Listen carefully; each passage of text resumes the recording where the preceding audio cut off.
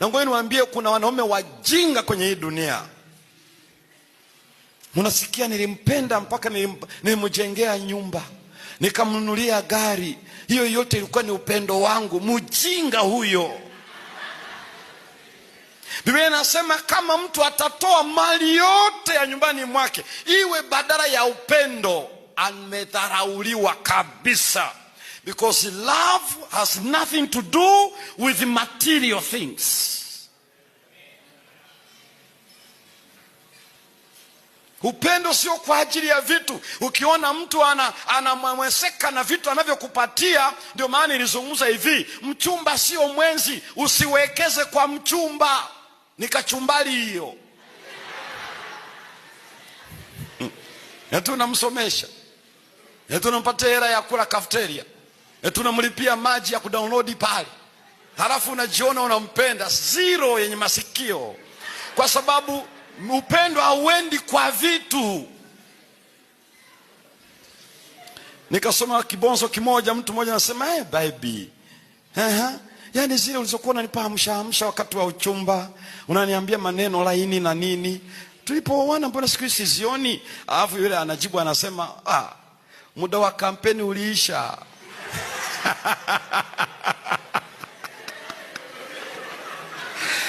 Kwa hiyo msichana usifanyiwe kampeni. Nawashukuru sana wale ambao wanafanyiwa kampeni, anapewa vitenge, anapewa sabuni, anapewa hela, alafu kula anasema ni siri yangu. Hao wana akili, hao wanajua kucheza na wajinga. Maana hawezi kufanya wewe mjinga kwa kukuonga hela.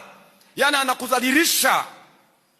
Yeye akupatie hiyo, umpatie kura, alafu aje kuvuruge. Atachukua hizo hela achume zote arudishe, maana aligawa. Ni udhalilishaji. Yani ukiona mvulana anakuonga vitu katika hatua za uchumba, amekudhalilisha. Piga chini huyo. Jamaa wananiangalia, mnishagaza nini?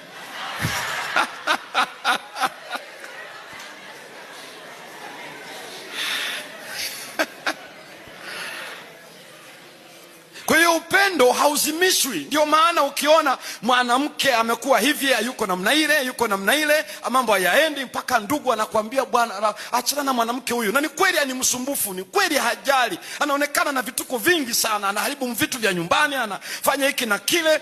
Halafu wewe bado unaendelea kuwa positive, unaendelea kuwa concerned, unamtakia mafanikio, bado unawajibika kama mme, bado unajali kufanikiwa kwake. Anafanyiwa hiki, unaenda unamkomboa.